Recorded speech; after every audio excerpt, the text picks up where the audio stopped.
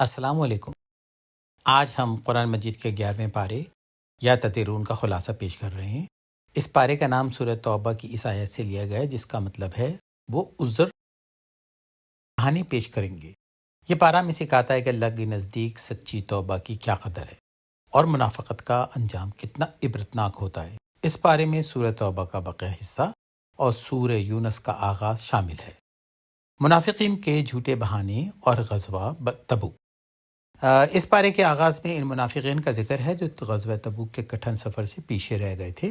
جب مسلمان فتح یاب ہو کر واپس آئے تو یہ لوگ جھوٹے بہانے بنانے لگے تاکہ اپنی سستی کو چھپا سکیں۔ اللہ نے نبی کریم صلی اللہ علیہ وآلہ وسلم کو خبردار کر دیا تھا کہ ان کے بہانوں پر یقین نہ کریں، کیونکہ اللہ ان کے دلوں کے حال سے واقف ہے۔ یہ حصہ میں یاد دلاتا ہے کہ اللہ کے ہاں صرف سچائی اور اخلاص کی قیمت ہے۔ 3 سچے صحابہ کی توبہ۔ اس بارے میں ایک بہت خوبصورت اور ایمان افروز واقعہ ان 3 سچے صحابہ کا ہے جو کسی منافقت کی وجہ سے نہیں بلکہ محض سستی کی وجہ سے جنگ میں شریک نہ ہو سکے۔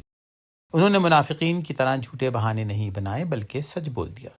ان کا سماجی بائیکاٹ ہوا، زمین اپنی وسعتوں کے باوجود ان پر تنگ ہو گئی، لیکن پھر اللہ نے ان کی سچی توبہ قبول فرمائی۔ یہ واقعہ مایوس دلوں کے لیے امید کی کرن ہے کہ اللہ توبہ قبول کرنے والوں کو کتنا پسند کرتا ہے۔ مسجد زرار، سازش کی مسجد۔ 11ویں پارے میں مسجد زرار کا ذکر بھی آتا ہے۔ یہ وہ عمارت تھی جسے منافقین نے مسجد کے نام پر سازش اور مسلمانوں میں تفرقہ ڈالنے کے لیے بنایا تھا۔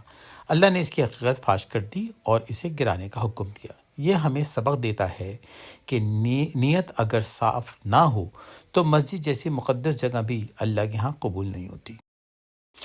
سورہ یونس، اللہ کی قدرت اور حضرت یونس کی قوم۔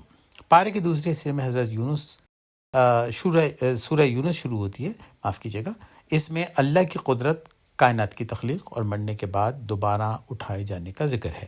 یہاں حضرت یونس علیہ السلام کی قوم کا وہ منفرد واقعہ بیان ہوا ہے جو پوری انسانی تاریخ میں صرف ایک بار ہوا۔